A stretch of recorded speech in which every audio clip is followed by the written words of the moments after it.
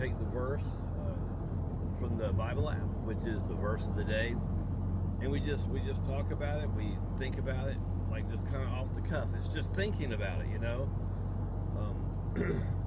And so it's a great way to kick off our day. Today's verse of the day is James 3:13, and it says, "Who is wise?" Right? Let those who are wise. Just looking at some new lights on. Cool. Oh, let them who are wise, let them show their deeds, right? And gentleness and humility. So James is talking about wisdom. Now, he kicked off wisdom in the beginning of his book, and this is all the way in chapter 3. So just some thoughts, you know, on wisdom and what it means to be wise.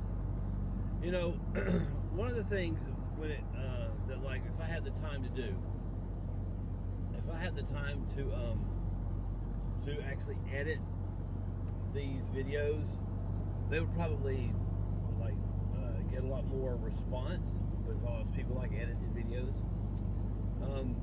I don't know if you've ever edited a video or made a video of maybe like you know, cooking something or building something. Making the actual video or recording it is not the hardest part.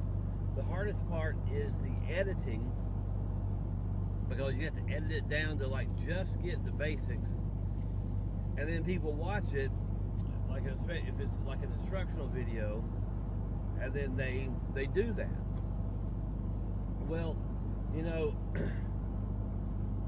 like I know that, like, I've watched a YouTube video before where these two guys took apart the whole top of a motor and installed a new head gasket, and then they finished up, like put it all back together, and the video was about 15 minutes long. The actual time it took them was about an hour and a half. So when you watch the video, it really makes it look easy, right? When you watch someone else do it, it makes it look easy. But the truth is, it's not. It's not easy to do that. It's just the magic of editing and fast forwarding and all this kind of stuff, and zooming in, zooming out. It just makes it seem much simpler than what it is. And sometimes, you know, the Bible, it's kind of like that. I mean, when we talk about the wisdom of God, having it is not effortless. It takes a lot of effort to maintain the wisdom of God, to have that type of Christian godly wisdom. Now, James says in the first chapter of this book that if you lack wisdom, that all you have to do is ask for it, and it will be a yes. Like, God will give wisdom. It's a definite thing. It's an answered prayer.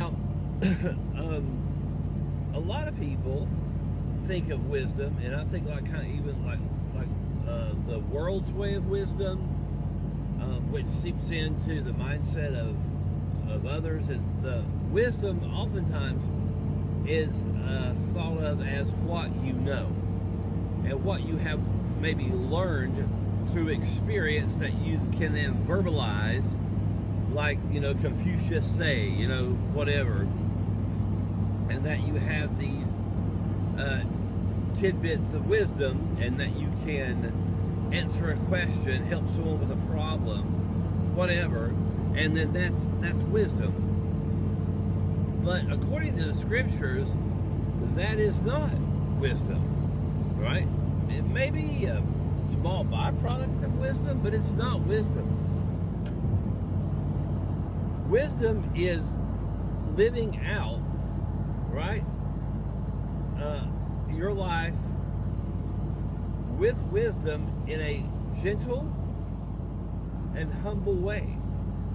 That's what wisdom, what godly wisdom is. It's living it. It's walking it. It's producing it. It's not making it, but but actually living, doing it. It's an action. It's not a sensitive information in your head. It's the way in which you live in regards to who God is to you and your love for your fellow man. And that is what godly wisdom is. It's not something that is just in your head. It's not just words that form together to help someone with a problem. It's not knowing what others don't know. Wisdom, well, sometimes it is, but that's not the main thing. I guess sometimes you know things others don't know, that can be wisdom. But the reason, if you have godly wisdom, if you have that, it's because you live it. It's because you walk it. And you talk it also. You know, it's just like when you read the Bible and you see like those who had wisdom, and you talk to people who seem wise. If they truly have godly wisdom, it's because they've lived it out. You know, the way you can know if you have wisdom or if another person has wisdom, they're supposed to show it by the way that they live, right? So wisdom is going to reflect one of two things. It's going to look one of two ways, and it's going to be either gentle and humble, right? Or you're going to act in such a way that it's selfish, prideful, and serves some type of self-interest.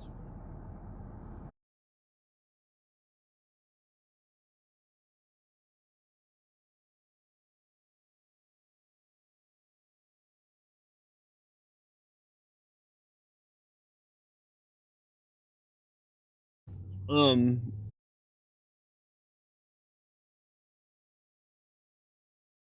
if you find yourself looking down on people, if you find yourself in a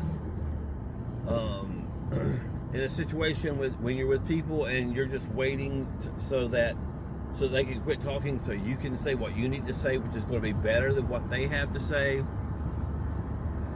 If the information that comes from you when others are around, especially just one-on-one, if the information coming from you is just the negative things about others, you know, and how you're better than they are, not that you would say that, but that's pretty much what you're promoting. If you are the kind of person that will say, well, it's the truth, so you might as well suck it up, you know, and no matter, without handling things with grace, and you just tell it, you have some kind of self-pride about, well, I'm just going to tell it like it is. All of those things are like the opposite of godly wisdom. All of those things are the opposite of godly wisdom. Because godly wisdom is clearly, according to Scripture, is not handling yourself in a prideful way, in a self-interest type of way. Godly wisdom is the way you handle yourself and the way you talk with others and interact with others with humility, right, and gentleness. You know, with humility and gentleness. You look at the way that Jesus, the way he showed godly wisdom. There were times he was harsh, but the people he was harsh with were the people who, like, were supposedly the leaders. They were supposed to be the religious leaders of the people, and he was harsh with them. They should have been able to take that because they are religious leaders. Everybody else, just people, everyday people, Jesus was always kind, humble, and gentle. And what was he showing? That's showing godly wisdom. He listened to what they had to say, and depending on what they said, produced the response from him. He wasn't just sitting there waiting to, like, oh, just wait, I'm going to show them how smart I am, you know, or how good I am. It's not him at all. Godly wisdom is something that number one, you have to ask for it if you desire it. You ask God for it. And once you have it, I would say that godly wisdom does increase, because the more you practice it, the more wise you become. And when you recognize your flaws and your own relationship system between you and others and you and God, you can also learn from that, and you will gain wisdom in that way. But the wisdom itself comes from God. And remember, it's just kind of like those, it seems easy, but it's not.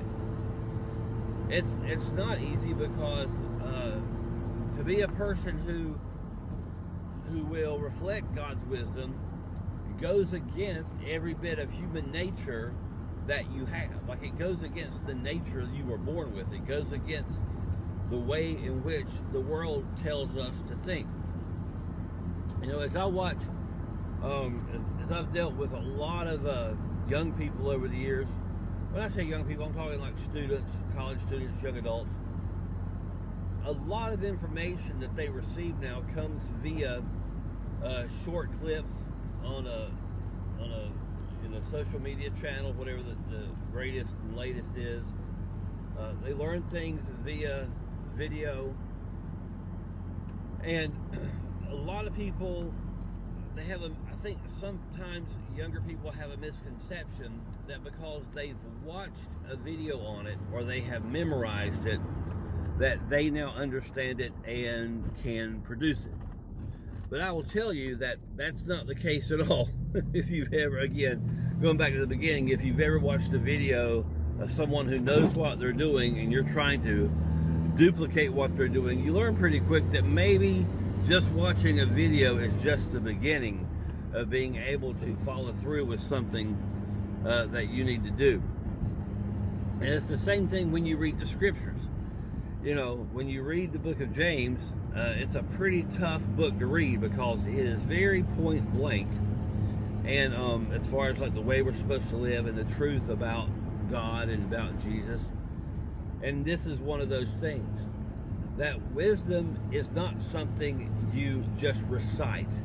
Wisdom isn't reading a whole bunch of stuff and like looking it up in its original language and then regurgitating that information for the sake of others, so that they can hear you and you think you've got their attention and you said something witty and smart, and now you are the person they look to for wisdom.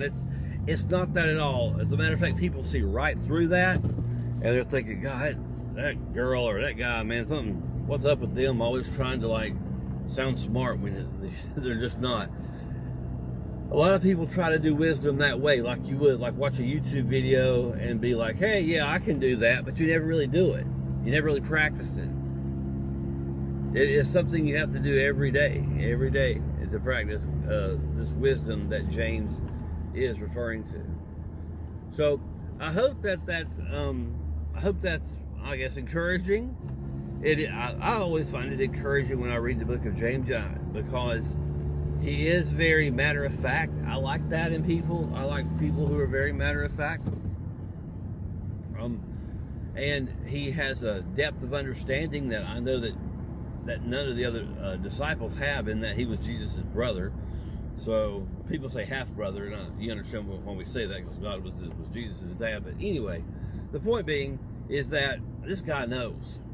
He grew up with Jesus, so he has a very, very unique perspective on him that nobody else could have had during that time. So today, do you want to ask God for godly wisdom? You can do that today.